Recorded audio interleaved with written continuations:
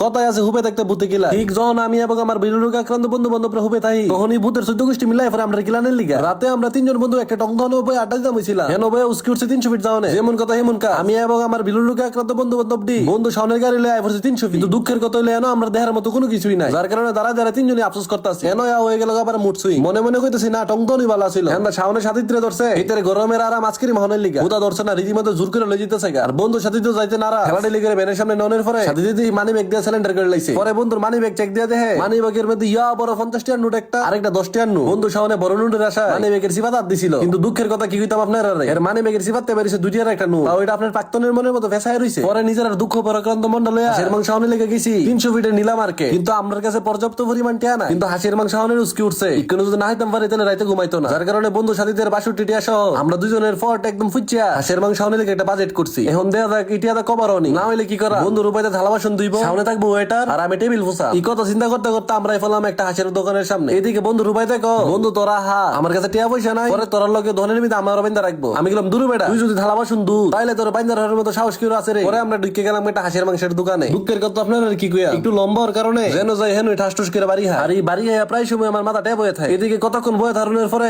এবারে আমরা কাঙ্ক্ষিত সেই হাঁসের মাংস কম থাকলে কি হাঁসের লগে কিন্তু আমরা একটা গরুর মাংস অর্ডার দিছিলাম। আর এই দেখেন তেলে ডুবা একদম লুবনীয় হাঁসের মাংস। এদিকে সাথীদের এক্সপ্রেশন দেখা সামনে দিয়ে একটা বাড়ি সুন্দর করে সাইড করে লাইছে। মাংসের লগে আমরা আবার রুটি অর্ডার দিছিলাম। বাপ রে বাপ রুটির সাইজ দেন না করতে পারে এটারে ডুলা করে রাইতে চুরি করন যাইবো। আচ্ছা কোন হায়াতি এনে হাঁসের মাংস টেস্ট কেরকম খুব দূরা রুটি সিরা রুটির মধ্যে বালা করে ঝুল ভরা লইতাছে। এখন হইছে হাউনের পালা, খাবো কি খাবো না সামানটা দর পরে দিই না মজাই লাগতেছে। ঝুল টুল দিয়ে হাউনের সময় আছে ইকো না হাঁসের মাংস দিয়া ওমা মাংসটা দরের পরে দিই এটা একদম মুমের মতো উইল গেছে গা। কিন্তু যাওয়াটা আড্ডি থেকে ছুটতাছে না। দেখছেন একটা মাংস জানা আড্ডির লগে বিচ্ছেদ হইতো, তার মানে এই না যে আপনার প্রেমিকে এই মাংসের মতো আপনার লগে লাগে থাকবো। বেডির একটু ফাঁক দিয়া দেখে বেডি যদি দূরান না দিছে তাহলে আপনার আর বিয়াত আমার রাত দেন না। শেষমেশ রুটি সহ মাংসটা মোহ দর পরে দিই কত মজা রে। খুবই তো মানুষের মধ্যে কেনে হাঁসের মাংসের প্রশংসা শুনি না আয়া দিই না মজাই তো মাংস মজা ভাই রুটি বাদ দেখে মাংস শুরু করে দিছি। আর এই যে দেখেন মাংসটা কি নরম দেখছেন নি একদম আমার মনের মতো তুল তুলে নরম। আমি এক প্লেটের তেল দিতে শুধু মুচ্ছিলাম আর হ্যাঁ সাউনে বাড়ি কাট করে তেল হালাই যাচ্ছে। দেখছেন এই তেল দিয়ে কি করছে, তেল যদি পেটের ভিতরে যায় তাহলে ভিতরে সবকিছু বাজি করে লাইতো না। আমরা কখন কি একটা বালা দেন হাঁসের মাংস আনার পর আমার কাছে কিছু টিয়া পাইতে গেছে যার কারণে ভাবছিলাম নৌকা তুড়া খাদি দিদি প্রথমই সিলিন্ডার অনেকে বেটা মানুষ কি ডরা নাকি জল গিয়া নৌকা তুড়ি। আমার কথা হইলে আমরা উঠলেই মাঙ্গের নাতির উঠতইব। হ্যাঁ দিই সুন্দর করে আমরা থেকে সাইড হয়ে গেছে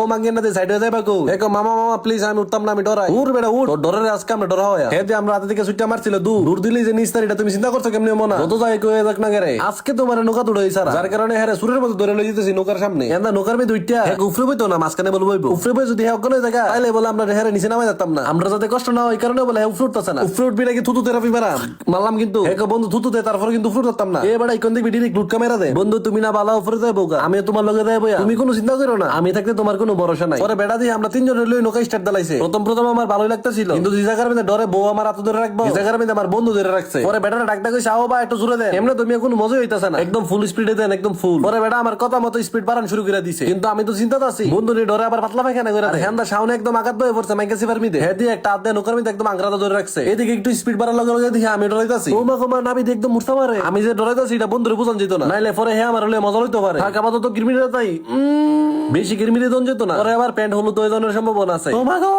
বন্ধু সিলাইতাছে আর কইতাছে ভাই যাত্রা তো আমি বাইচারাম তালি চলে। এরপরে আর জীবনে নৌকার মধ্যে উঠতাম না হের সিলাসিলির কারণে এক পর্যায়ে আর মুখে আমি জাতা ধরে রাখছি চান্দু এখনো ফালাইছিলাম। এদিকে নৌকার থেকে নামানোর সময় মনে হইতাছে এটার দাকের কারণে ভিতরে সব নারী ভরি উলট ফালট হয়ে গেছে। তো আজকের মতো ভিডিওটা এই পর্যন্ত। ভিডিওটা কেমন হয়েছে অবশ্যই কমেন্টে জানাই। ভিডিও যদি ভালো লাগে তাহলে অবশ্যই শেয়ার করতে ভুলেন না। আর হ্যাঁ যারা আমার পেজটা কোনো ফলো করছে না তাড়াতাড়ি ফলো করে দেন। দেখা হইতেছে নতুন আরেকটি ভিডিওতে। ততদিন ভালো থাকুন সুস্থ থাকুন নিজের দামি জিনিসের খেয়াল রাখুন। আল্লাহ হাফেজ।